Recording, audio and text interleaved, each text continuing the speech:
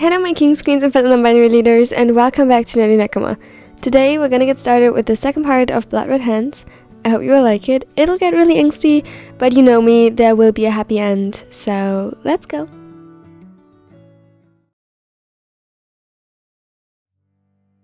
Kenma? Kuroo glanced back at the meeting room. He had to step outside as he saw the call, slightly nervous as to why his husband would call him at all. Kenma knew he was at work. Perhaps he thought it was his break already, but he usually never called unless it was urgent. When he heard his son's voice, he assumed he might have snatched Kenma's phone without permission, but it didn't seem like that. I'm a bit in a hurry. There is help.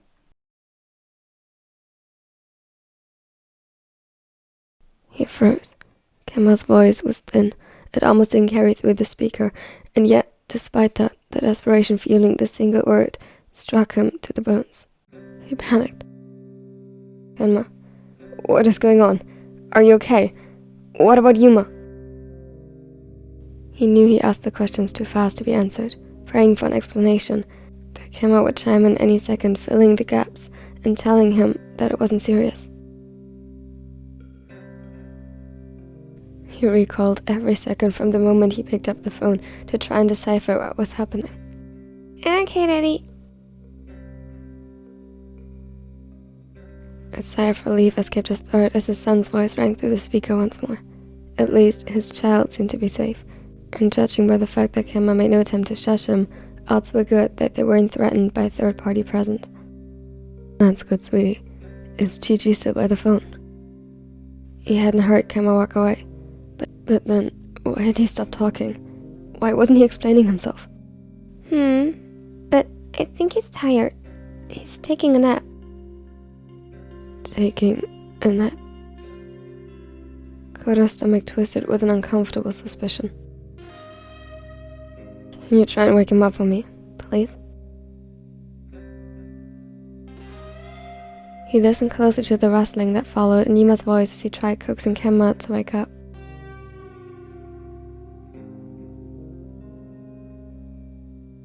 Gigi, wake up. Daddy wants to talk to you. Gigi, wake up.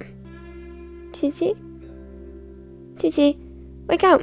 Wake up, wake up.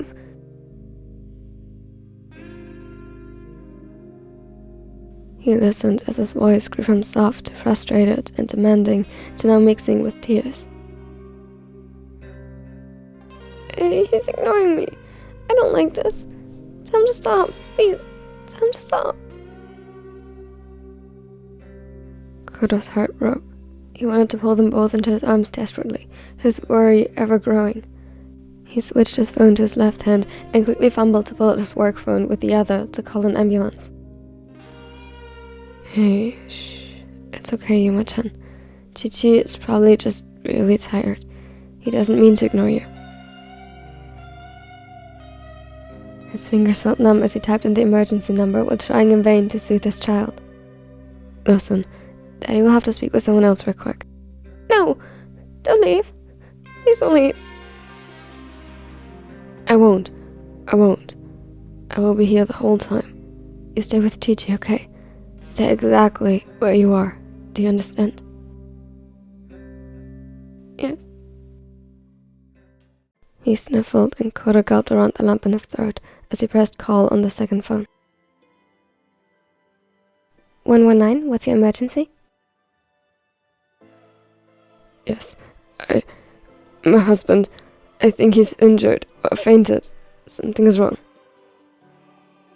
Okay, can you check on him? No, I'm not there. I'm at work. He called, or rather my son did, and I think he passed out. Kuroo was growing more frantic by the second as one horror scenario after the next passed through his mind. Sir, I need you to stay calm. Can you provide your husband's location? We'll send an ambulance. Of course. He quickly double-checked that Kenma's phone was still at the house and then provided the address. Good. An ambulance was dispatched just now. Do you still have a line of communication to your son? Yes, I have him on call on my private phone. Okay, can you please tell him to check on your husband?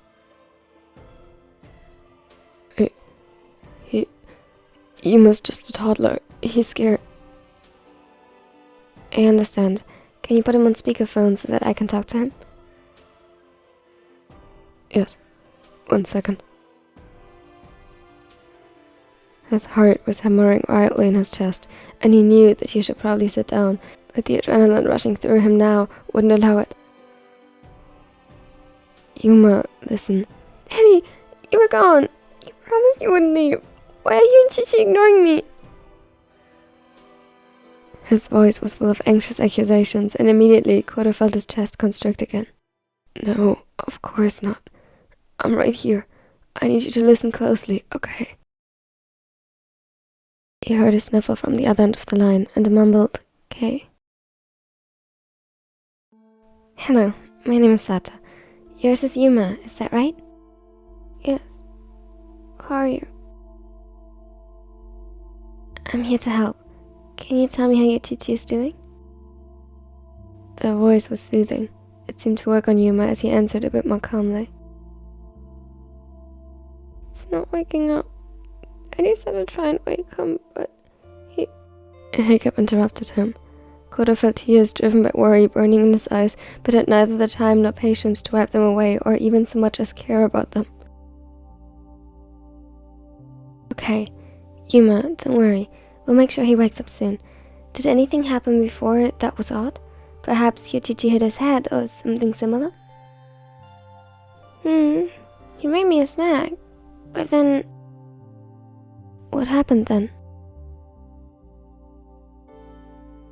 I don't know. His hand was all red and sticky and it scared me and I screamed and then he... Kuroo's stomach turned at the unmistakable description of blood, and he felt his world sway as it tipped out of balance. Still, all he could do to help was keep the line of communication open and listen. Shh, it's okay, Yuma. Can you take a deep breath for me? Why is he waking up? I don't like this. I want him to stop. Make him stop. The panic in his voice grew. Kuroo knew this already. Yuma was growing frantic, overwhelmed to the point of lashing out. He needed to stop this. Yuma, listen to me. What is your favorite color? A whimper echoed from the other end of the line, but then he paused. Yellow. Good. Your favorite animal? Crow. Kuroo let out a nervous chuckle at that. Oh, how offended the entire Kenma team was when he said that. Karasuno was probably still celebrating to this day. Leave it to Hinata to indoctrinate his godchild so swiftly. Very good. Now, can you answer a few more questions from Sato-san? Okay. For the blink of an eye, relief overcame him. Distraction exercises didn't always work, but right now they had to, and luckily they did. You're doing very good, Yuma-chan. You're so brave. Do you remember what happened after you screamed? Chichi fell down and told me to get his phone. I don't usually am allowed to play with it, but today he said it was an exception. I swear, I didn't just take it. I know, you did everything perfectly. So he told you to call your dad? He said it was a game, but I don't want to play this anymore. It's scary. Why won't you stop? Kuroo felt the tears slip from his eyes, but ignored it. He prayed to any deity willing to listen that the ambulance would arrive faster. A co-worker came out to check on him, paused and froze as they witnessed their exchange. When they managed to compose themselves, they quickly motioned for him to go, exclaiming that they would explain the emergency to the others. He thanked them silently while making his way to the parking lot. Suddenly, the noise of sirens echoed from the other end of the line, and he stumbled. Yuma-chan, can you see the red and blue light? Yes. That's great. Can you go to your front door, and if you see the people in the blue uniform, wave at them and hand them the phone? They instructed Yuma carefully until finally one of their colleagues took the phone from the boy and they exchanged information. Kuroo felt more and more numb throughout the whole process. Words like excessive blood loss echoed in his head without any real meaning as his brain refused to process them. He was forced to wait before entering his car, still holding both phones in his hands. Sir? Sir, can you hear me? What? He hadn't even realized that they had finished talking with their colleague and were now addressing him once more.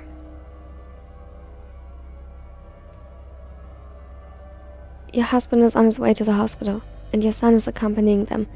If possible, you should join them there at the earliest opportunity.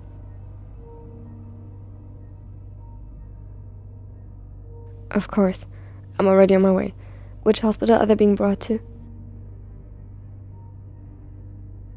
He surprised himself with how level his voice sounded in that moment, yet still unnaturally thin. They quickly provided the information and urged him to drive carefully. He agreed. Yuma needed him right now. Thank you.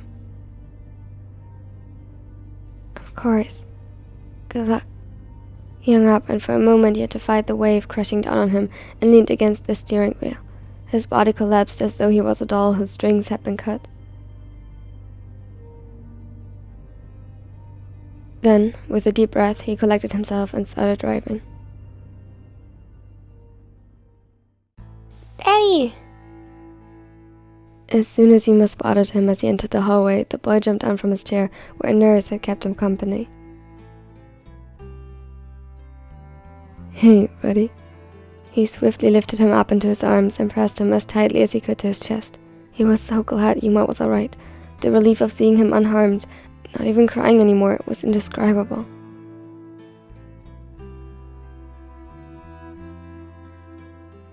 His son seemed to share the sentiment because he clung to him as desperately and strong as his small hands would allow.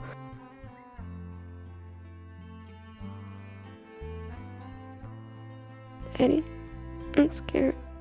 Kuroo leaned back a little to press a kiss to his temple. I know, this must have been really, really scary. I was scared too, but you know what? Yuma looked at him and shook his head with glassy eyes. Everything will be alright now, and you know why? Because you helped. You did so amazing on that phone call, answering all the questions and telling me what happened. You're a hero, Yuma. A small smile curled Yuma's lips upwards, and he struggled in his arms to be let down again and show Kuroo the toys the hospital had set aside for children visiting or coming as patients. Kuroo let himself fall onto one of the chairs, exhausted. He glanced up at the nurse who previously played with Yuma to keep him distracted. Thank you for taking care of him. I know he can be a handful at times. He ruffled through Yuma's hair as his son pouted. That was alright. He did very well. Didn't you, Yuma?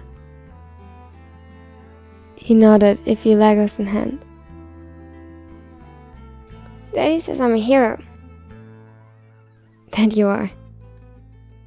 Do you by any chance know something about my husband's situation? Not much, I'm sorry. He was rushed into surgery upon arrival to fix the cut on his hand. He lost a lot of blood, but it sounded like they were optimistic. Kuroo nodded, his lips pressed together tightly. Optimistic could mean many things in a hospital setting, but he chose not to focus on that, especially when he saw that Yuma had gotten quiet again. He was listening. In that regard, he was very similar to Kenma, always a little too perceptive. Thank you. No problem. I'll get you once we have any news. He nodded and thanked them again before focusing on distracting himself by playing with his son. It was the best he could do right now.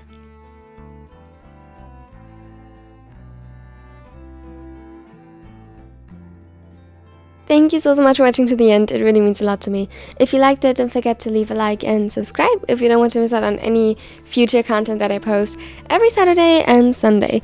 And yeah, I'm sorry if my voice is a little rough today. I had a long live stream yesterday before recording this, so that still has a little bit of effect. So I'm sorry if the quality wasn't as good. Tell me your favorite quote from this video under the pinned comment. It would mean the world to me. And a special thanks as always goes out to my nerdy neckos. They are, statistically speaking, the best people and the coolest people on this planet. Genuinely. Special thanks to Kay, Eli, Haley, Tammy, and MJ who just joined the Nerdy Knickers. Thank you so much for supporting this channel. It really helps me out a lot. Here are my other social media. Check them out if you like. And if you also want to become a Nerdy Knicker and you aren't yet, check out the join button under this video. Here's my content. And now I hope you have a wonderful and absolutely amazing day. Bye everyone! Wake up, today's gonna be a good day. Wake up, today's gonna be a good day. Wake up, today's gonna be a good day. Wake up, today's gonna be a good day. Wake up, today's gonna be